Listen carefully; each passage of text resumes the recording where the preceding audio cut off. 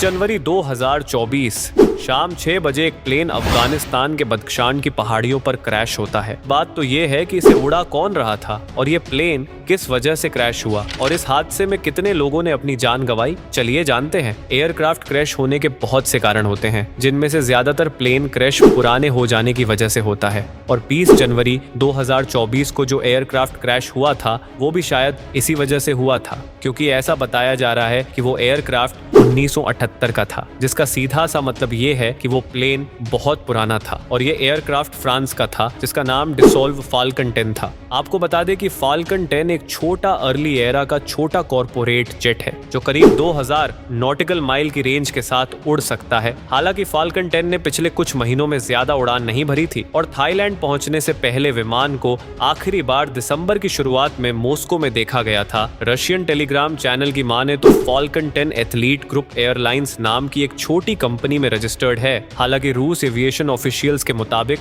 ये प्लेन एक chartered ambulance flight थी जिसमें 6 लोग बैठकर थाईलैंड से मॉस्को जा रहे थे। रिपोर्ट्स की माने तो प्लेन में ड्राइवर ग्रुप के 4 मेंबर्स और एक रशियन कपल भी मौजूद था, जिसमें एनाटोली येवसुकोवा की उम्र 65 साल और एना येवसुकोवा की उम्र 64 साल थी। इन दोनों पति पत्नी में से कोई एक बुरी तरह बीमार था और उसके दूसरे साथी ने ये फ्लाइट अरेंज की थी, यानी एक मेडिकल इवैक्यूएशन फ्लाइट थी जिसे थाईलैंड से मॉस्को पहुंचना था। डिसॉल्व फाल्कन 10 ने 19 जनवरी को थाईलैंड के ऊ तपाव इंटरनेशनल एयरपोर्ट से 6 लोगों के साथ टेक ऑफ किया था। इसका पहला फ्यूल स्टॉप बिहार में था और दूसरा फ्यूल स्टॉप ताशकंद में डिटरमाइंड किया गया। यहाँ तक सब कुछ ठीक था और प्लेन अपने तय किए हुए रूट के हिसाब से ही आगे बढ़ रहा था, लेकिन सेकंड स्टॉप पर फ्यूलिन कराने के 3 घंटे और 45 मिनट बाद फाल्कन 10 अफगान की पहाड़ों के बीच FL 380 पर मंडराते हुए अचानक से इमरजेंसी के अनाउंसमेंट करता है और साथ ही पायलट्स अपने प्लेन का रूट बदलकर साउथ ईस्ट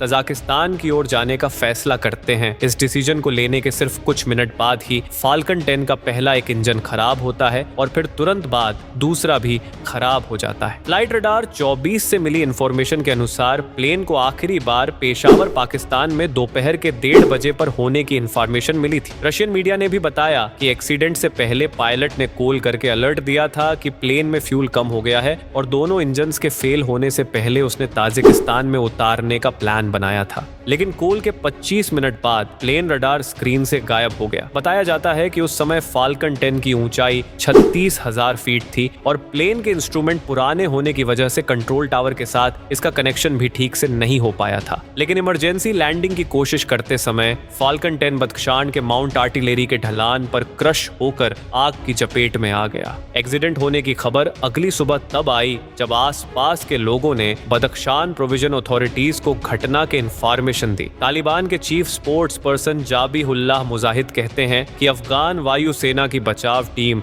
इस इलाके की तलाशी ले रही है। जिंदा बचे लोगों में से एक नर्स, जिसे एक्सीडेंट में मामूली चोट आई थी, उन्होंने कहा कि पायलट सहित विमान में सवार 4 क्रू मेंबर्स को बचा लिया गया है, जबकि दोनों पैसेंजर्स की मौत हो गई। जिंदा बचे लोगों और मारे गए लोगों की डेड बॉडीज को शुरू में एयर स्टाफ से राजधानी फैजाबाद ले जाया गया और फिर अच्छी ट्रीटमेंट देने के लिए उन्हें काबुल ले जाया गया। इसके बाद Afghan ministry of transport and aviation ने घोषणा की कि उनकी टेक्निकल टीम ने एक्सीडेंट की जांच शुरू कर दी है और ये भी कहा कि अफगान एयरफील्ड में उड़ान भरना प्लेन का हिस्सा नहीं था और इसके लिए उन्होंने टेक्निकल इश्यूज को जिम्मेदार ठहराया है।